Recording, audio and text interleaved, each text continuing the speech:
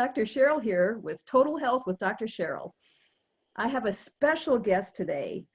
His name is Loto Vazquez, and he is the creator of a transformational program called Fear Hacking. He has spoken for over a decade in 3 continents, 10 countries. He's also the creator and CEO of the social network Hawimi, author of the book Happiness is Easy. So many things. Let's welcome Loto Vazquez. Hi. Thank you very much, Dr. Karen. So what is fear hacking? How can you hack your fear? Great question. It's extremely simple. It is super important because fears are basically the one thing that it's limiting and sometimes even screwing our lives. It's the one thing that we are running away from. It's the one thing that makes this journey of personal growth never ending. Or this sense that there is always something lacking, something missing, something else that we need to do before we can fully rest and just enjoy and celebrate and harvest all the work that we have put into. Yeah, great. By feeling like we're lacking something, how else do we know that we're in fear other than being paralyzed and not moving and doing anything? That's a great point as well, because for me, I call it fear hacking because we are aware that fear is the one thing limiting us. But actually, with this simple technique, you can also hack any tension that you have, including shame, doubt, and any other negative emotion. And Wow. even get the reins back also in moments of overexcitement where it is maybe less painful, but still you are not staying in your center, in your full state of productivity and being able to give the best to yourself, to the people you love around you, and to the world. Therefore, when I'm feeling off center, when I'm feeling stuck or in a big emotion like shame or just paralysis, what is it that I do to hack the fear? What do I do? What is the hack? Super simple. So basically you do 2 things. One is you breathe until your stomach.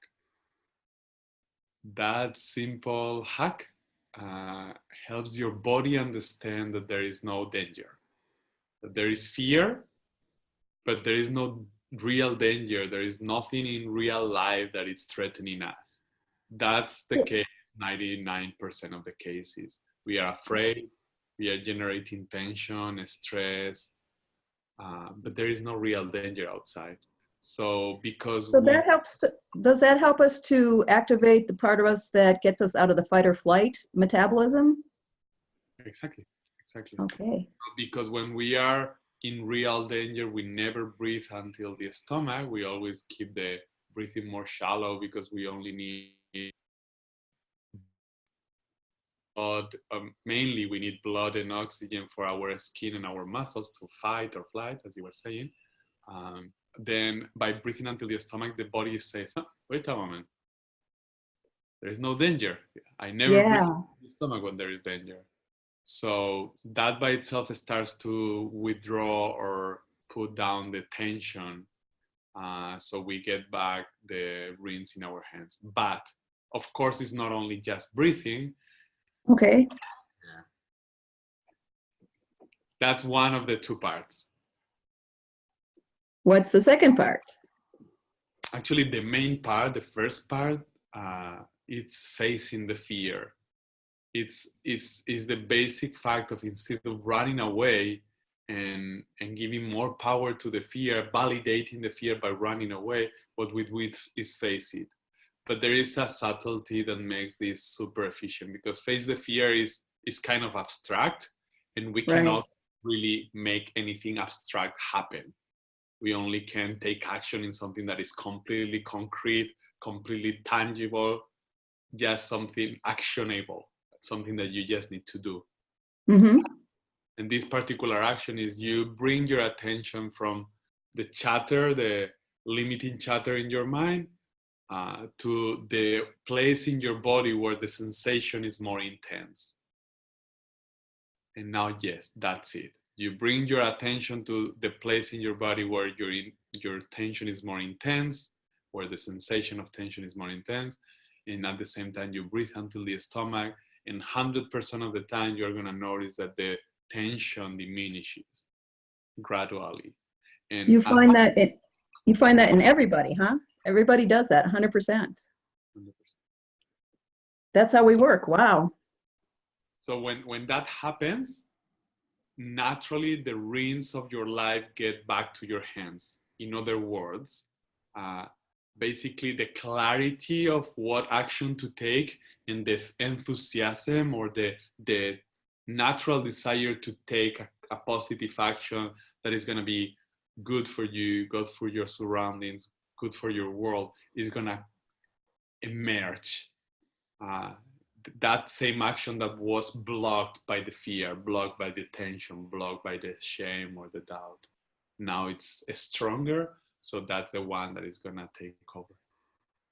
Wow, that sounds so super simple. It is, and so if it's simple, why not everyone knows it? And the first answer is, I don't know. I've been in personal growth for almost 20 years. In July of this year, 2019, it's going to be 20 years that I've been in personal growth. I heard things similar to this, but never that simple and that concrete and that irrefutable. But the other thing is that there is going to be a moment in that process where fear is going to be so subconscious and so rooted and so old that really this pattern of trying to run away, which is the pattern that is running our lives right now, is going to be super, super strong. So unless you have someone that holds you accountable, both in reminding you that you can do this, but also in kind of transferring you the absolute knowing that yes, it's going to work for you, the inertia, the habit of running away from the fear, of trying to do whatever it takes to be back in your comfort zone, it's so strong that we never do that fear hacking consistently enough to really generate this new habit. Instead of fear, I run away, fear, I face it and breathe. Yeah, that's very important to have somebody that is on your side to hold you accountable for forming a new habit. That's huge. Mm-hmm. Now, one thing that I notice just watching my own patterns is that I may be running away before I'm even aware that there's any fear there. Mm-hmm. What can you do about that?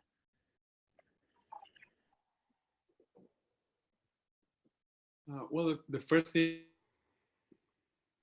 is, if you are running away and you haven't realized it, you do it when you realize it. That's simple, but you are always going to be able to do it now when you are back. Oh, I've been running away. Okay, I can do it now.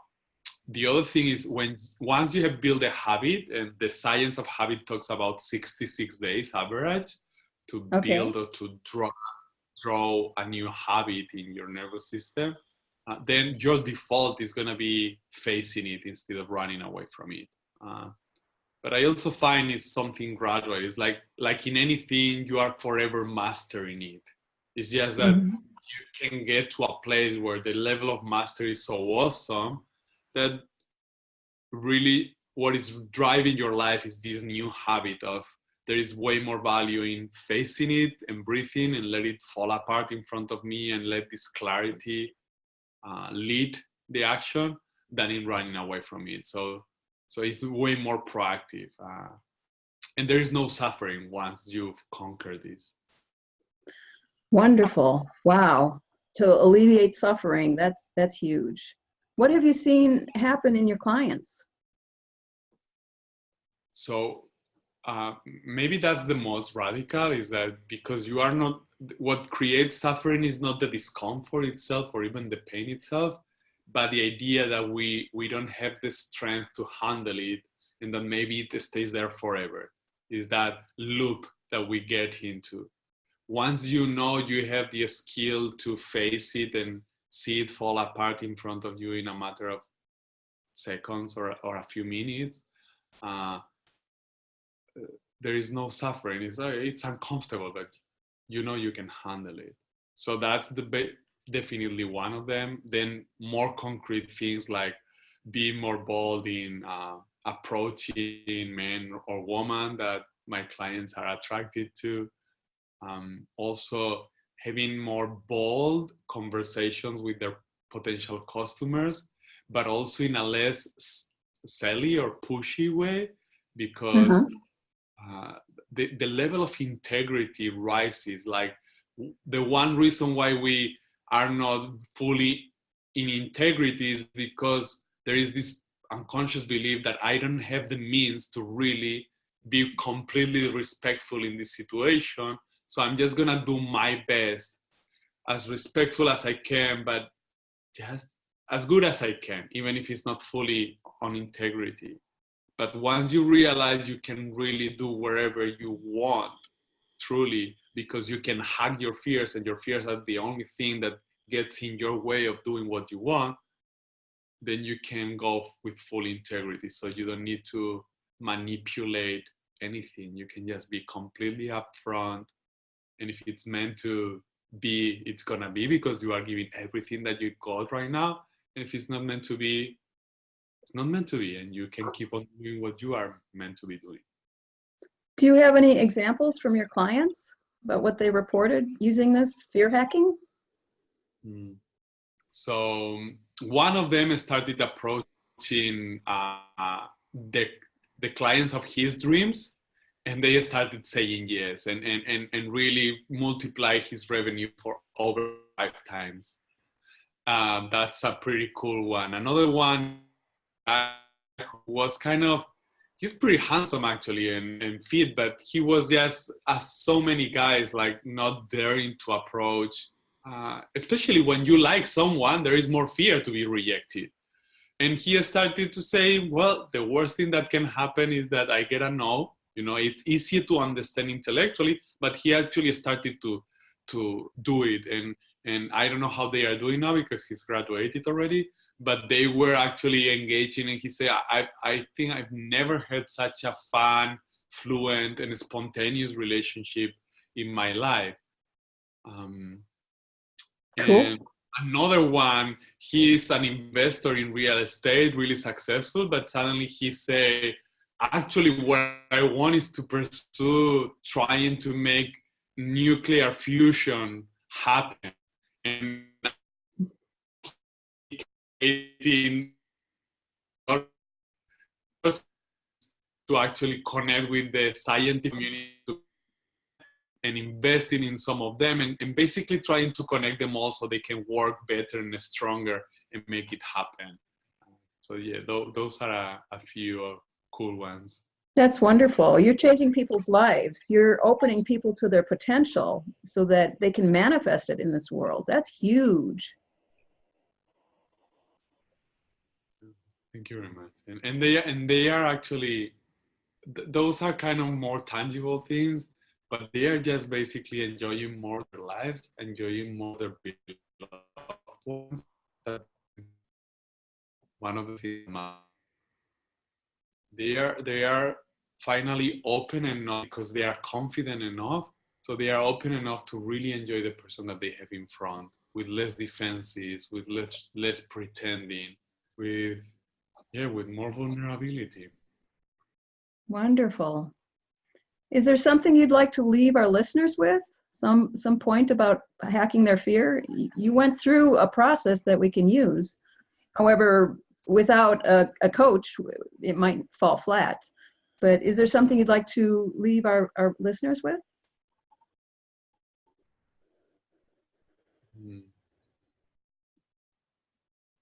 Two things at least. One, the main thing is that you can, and just if it even starts to ignite the idea that it is possible for you, it is possible for anyone without exception to be to live free from fear, you can live the